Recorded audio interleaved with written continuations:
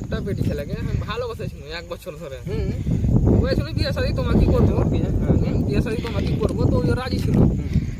এখন 1 সপ্তাহ মতন হলো বেটি ছেলেটা অন্য ছেলেকে বিয়ে করলে, মানে একটু ধোকা দিয়ে দিলে, তো ওটা আমি কোনো আঘাত পাইনি।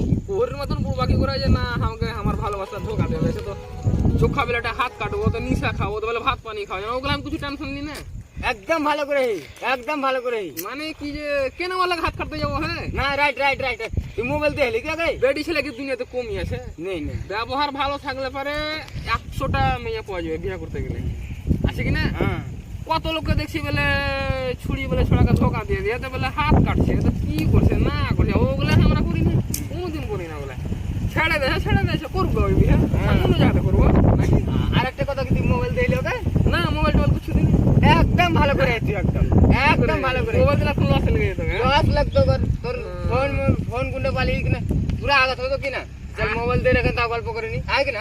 আচ্ছা হ্যাঁ হ্যাঁ। আর জ্ঞান মারা গা ছেড়ে গেল তো বালছে কি আছে স্যার, দুনিয়া লোক বলে ছাড়বে তো বলে কে নাশা খাবে, কে দারু খাবে।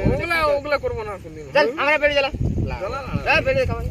কে ও নিজের বাবার ভালো মন্দ খাবার ওর লাগে বলে হাত কাটতে যাবো বলে, একদম ভুল কাম করিস না। আমার কথা বেরিয়ে গেল, কাটি না বেরিয়ে বেরিয়ে কেন ওর লাগে হাত কাটতে যাবো? দুনিয়া থেকে বেটি ছেলে নেই, লাখো বেটি ছেলে, চলে আমার কাছে সালে নেই। সালে আর গেলে ওগুলো ওর মত যারা বুড়বাক লোক থাকে ওরা হাত পা কাটে, আমরা তার বুড়বাক এগুলা ভুল কাম লাই। চল বেরিয়ে গেল। ভালো ভালো জিনিস খাবার বেলে বেলেটে বেলে হাত কাটবো, বেড়ি খাবা না? খাবো চলো, আম গাছটা দাও। লাল বেড়ি খাও বেড়ি খাও। এগুলো যেটা আগে একটা কথা মনে হয়েছি, গায়ে যদি বেটি ছেলে কম থাকতো তো একটু মানে কষ্টটা লাগতো, যে পাওয়া যাবে না। বেটি ছেলে ঢেরি বেটি ছেলে নাকি? নিজের ব্যবহারটা যেন একটু ভালো থাকুক, ভালো ধর নিশা পানি যেরকম খাই না যোগ্যা ওই আধ একদিন মোটর সাইকেলে ঘুরেছি, তারপর ওয়ারি খরচা আমার খরচা করিনি। একদম ভালো করে, তুই এরকম দরকার শিখবে। হ্যাঁ,